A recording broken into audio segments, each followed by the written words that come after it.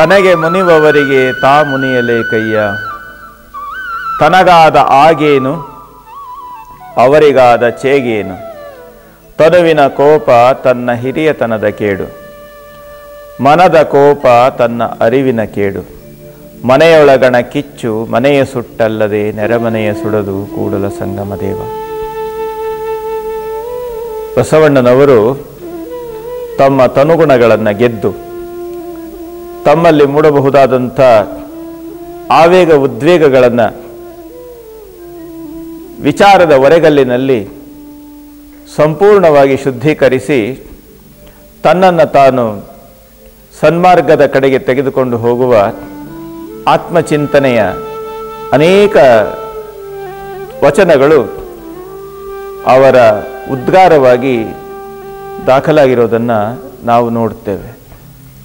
ಅಂತಹ ಒಂದು ಆತ್ಮನಿವೇದನೆಯ ಆತ್ಮಚಿಂತನೆಯ ವಚನ ಈ ವಚನ. ಈ ವಚನದಲ್ಲಿ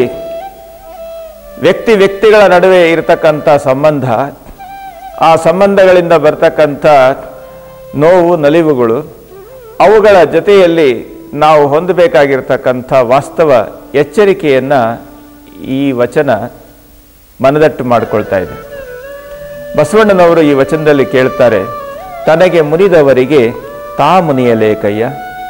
ಯಾರಾದರೂ ನನ್ನ ಮೇಲೆ ಕೋಪ ಅಥವಾ ದ್ವೇಷ ಅಥವಾ ಅಸೂಯೆ ಅಥವಾ ಇತ್ಯಾದಿ ಈ ಮಾನವ ಮೂಲವಾಗಿರ್ತಕ್ಕಂಥ ದುರ್ಗುಣಗಳಿಂದ ಯಾರಾದರೂ ವರ್ತನೆ ಮಾಡಿದರೆ ನಾನು ಅವರ ವಿರುದ್ಧವಾಗಿ ಅದೇ ರೀತಿಯ ವರ್ತನೆ ಮಾಡೋದರಲ್ಲಿ ಏನು ಅರ್ಥ ಇದೆ?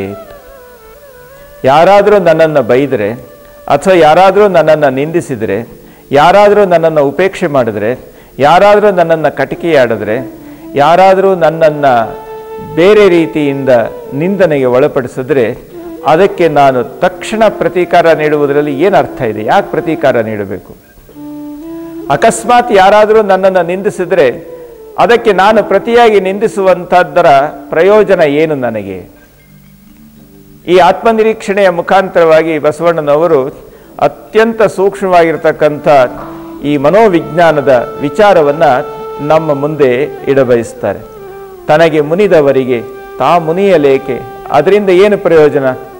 ಅಥವಾ ನಾನೇನಾದರೂ ನನ್ನ ವಿರುದ್ಧ ಮುನಿದವರಿಗೆ, ಅಪಪ್ರಚಾರ ಮಾಡಿದವರಿಗೆ, ಸಣ್ಣ ಮಾತುಗಳಿಂದ ವರ್ತನೆ ಮಾಡಿದವರಿಗೆ ನಾನೂ ಏನಾದರೂ ಅದೇ ರೀತಿಯಲ್ಲಿ ಪ್ರತಿಕ್ರಿಯೆಯನ್ನು ನೀಡಿದರೆ ಅದರಿಂದ ಆಗ್ತಕ್ಕಂಥ ಪ್ರಯೋಜನ ಏನು?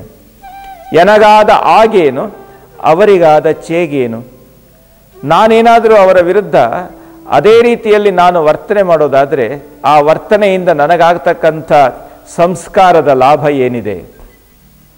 ಅಥವಾ ಆ ಒಂದು ವರ್ತನೆ ನನ್ನ ಕಡೆಯಿಂದ ಪ್ರತಿಕ್ರಿಯೆಯಾಗಿ ಮೂಡಿ ಬಂದಾಗ ಅವರಿಗೆ ಆಗ್ತಕ್ಕಂಥ ಕೆಡುಕೇನಿದೆ? ಅದರಿಂದ ಏನೂ ಇಲ್ಲ.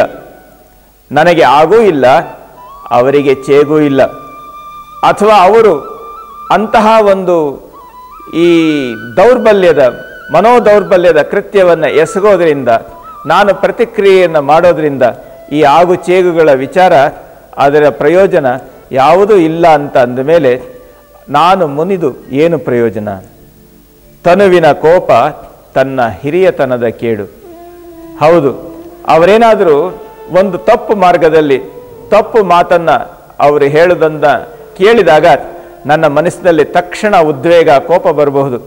ಆ ಕೋಪವನ್ನು ನಾನು ಶಾರೀರಿಕವಾಗಿ ಪ್ರದರ್ಶನ ಮಾಡಿದ್ರೆ ಅದು ತನ್ನ ಹಿರಿಯತನದ ಕೇಡು. ನಾನು ಏನು ಒಂದು ಸುಸಂಸ್ಕೃತ ವ್ಯಕ್ತಿಯಾಗಿ, ಒಬ್ಬ ಉತ್ತಮವಾಗಿರ್ತಕ್ಕಂಥ ನಾಗರಿಕ ವ್ಯಕ್ತಿ ಅಂತನ್ನುವಂಥ ವ್ಯವಸ್ಥೆ ಉಳ್ಳಂಥ ವ್ಯಕ್ತಿ ಇದ್ದಕ್ಕಿದ್ದ ಹಾಗೇನೆ ಅನಿರೀಕ್ಷಿತವಾಗಿ ಕೋಪ ಮಾಡಿಕೊಂಡು ಉದ್ವೇಗದಿಂದ ಹಾರಾಡಿದ್ರೆ, ಉದ್ವೇಗದಿಂದ ಒದರಾಡಿದ್ರೆ ಅದು ಅವನ ಹಿರಿಯತನಕ್ಕೆ ಅದು ಕೇಡಲ್ಲದೆ ಬೇರೆ ಇನ್ನೇನೂ ಅಲ್ಲ. ತನುವಿನ ಕೋಪ ತನ್ನ ಹಿರಿಯತನದ ಕೇಡು. ತನ್ನ ಘನತೆ ಗೌರವಗಳನ್ನು ಸಂಪೂರ್ಣವಾಗಿ ಜೊಳ್ಳು ಮಾಡಿ ಅದನ್ನು ಕೆಡಿಸುವಂತಹ ಈ ಹೊರಗಿನ ಕೋಪದ ಈ ಅಭಿವ್ಯಕ್ತಿ, ಅದರಿಂದ ನನಗೆ ಅನ್ಯಾಯವೇ ಹೊರತು ಬೇರೆಯವರಿಗೆ ಅದರಿಂದ ಅನ್ಯಾಯ ಅಲ್ಲ. ನನ್ನನ್ನು ಕೋಪಗ್ರಸ್ತಗೊಳಿಸುವಂಥದ್ರಲ್ಲಿ ಅವರು ಕೃತಕೃತ್ಯರಾದರೆ ಅಲ್ಲಿಗೆ ಅವರು ಬೈದದ್ದು ಸಾರ್ಥಕವಾಯಿತು. ಯಾಕೆಂದರೆ ನನ್ನ ಹಿರಿಯತನವನ್ನು ಅವರು ಸಂಪೂರ್ಣವಾಗಿ ಪೊಳ್ಳು ಮಾಡಿ ನೋಡಿದ್ರು. ಅಥವಾ ಯಾರಾದರೂ ನನ್ನನ್ನು ನಿಂದಿಸಿದ್ರು, ಆ ನಿಂದನೆಯ ಪರಿಣಾಮ ನಾನು ಹೊರಗೆ ಅದನ್ನು ತೋರಿಸಲಿಲ್ಲ, ನನ್ನ ಮನಸ್ಸಿನಲ್ಲಿ ದುಗುಡ ಮತ್ತು ನೋವನ್ನು ನಾನು ಇಟ್ಟುಕೊಂಡೆ, ಅದನ್ನು ನಾನು ಮರೆಯಲಾರದಂತಹ ನೋವು ಅಂತ ಹೇಳಿ ಸ್ವೀಕಾರ ಮಾಡಿದೆ ಅಂತ ಅಂದಾಗ ಏನಾಗುತ್ತೆ? ಅದರಿಂದ ಮನದ ಕೋಪ ತನ್ನ ಅರಿವಿನ ಕೇಡು. ಮನಸ್ಸಿನಲ್ಲಿ ಆ ಕೋಪವನ್ನು ಶಾಶ್ವತವಾಗಿ ಇಟ್ಟುಕೊಳ್ಳೋದ್ರಿಂದ ನನ್ನ ಸಹಜವಾಗಿರುವ ತಿಳಿಯಾದ ಮನಸ್ಸು ರಾಡಿಯಾಗ್ತದೆ, ನನ್ನ ಅರಿವು ಅಜ್ಞಾನದಲ್ಲಿ ಪರಿವರ್ತನೆಯಾಗ್ತದೆ, ವ್ಯಕ್ತಿಯ ವಿರುದ್ಧವಾಗಿ ಒಂದು ರೀತಿಯ ದ್ವೇಷ, ಅಸೂಯೆಯ ಗುಣಗಳು, ದುರ್ಗುಣಗಳು, ಅಸಂಸ್ಕಾರಿ ಗುಣಗಳು ತನ್ನಲ್ಲಿ ಬೆಳೆಯಲಿಕ್ಕೆ ಅದು ನಾಂದಿಯಾಗ್ತದೆ. ತನುವಿನ ಕೋಪ ಹಿರಿತನಕ್ಕೆ ಅಡಚಣೆ ಉಂಟು ಮಾಡಿದ ಹಾಗೆ ಮನದ ಕೋಪ ತನ್ನ ಅರಿವಿನ ತಿಳಿನೀರನ್ನು ಕಲಕಿ ರಾಡಿಯನ್ನಾಗಿ ಪರಿವರ್ತಿಸಿಬಿಡುತ್ತೆ. ಅರಿವಿನಿಂದ ಇಂತಹ ಮಲಿನ ನಮಗೆ ಉಂಟಾದರೆ, ತನುವಿನಿಂದ ನಮ್ಮ ವ್ಯಕ್ತಿತ್ವಕ್ಕೆ ಭಂಗ ಬರೋದಾದರೆ, ಇದು ನಮ್ಮ ಬದುಕಿಗೆ, ನಮ್ಮ ಸುಸಂಸ್ಕೃತ ಆಯಾಮಕ್ಕೆ ಅದು ದೋಷಪೂರ್ಣವಾದಂಥ ನಡವಳಿಕೆಯಾಗ್ತದೆ ಅಂತ ಅನ್ನುವಂಥದ್ದನ್ನು ಇಲ್ಲಿ ಬಸವಣ್ಣನವರು ಆತ್ಮನಿರೀಕ್ಷಣೆಯ ವಚನದಲ್ಲಿ ಇಲ್ಲಿ ಹೇಳಬಯಸ್ತಾರೆ.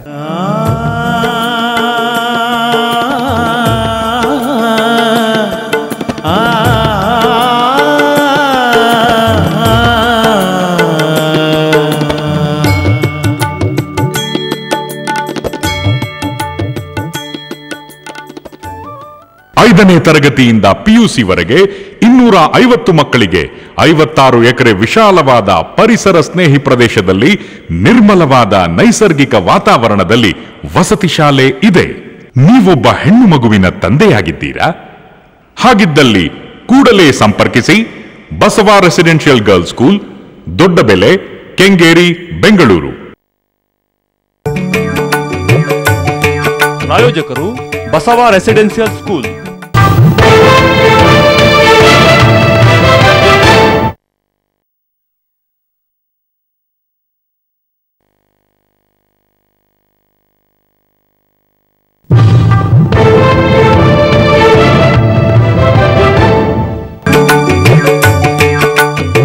ಪ್ರಾಯೋಜಕರು ಬಸವ ರೆಸಿಡೆನ್ಷಿಯಲ್ ಸ್ಕೂಲ್.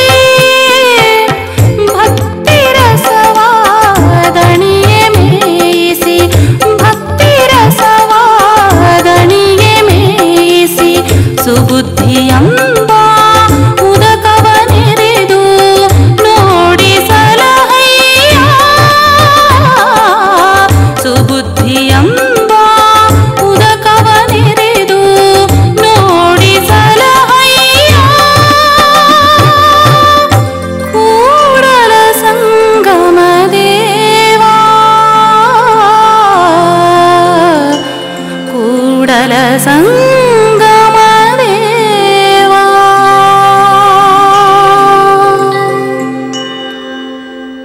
ಪಶುವೇನ ಬಲ್ಲುದು ಹಸುರೆಂದೆಳೆಸುವುದು. ಹಸು ಏನು ಗೊತ್ತಿದೆ ಇದು ವಿಷವೋ ಅಥವಾ ಅಮೃತವೋ ಅಂತ.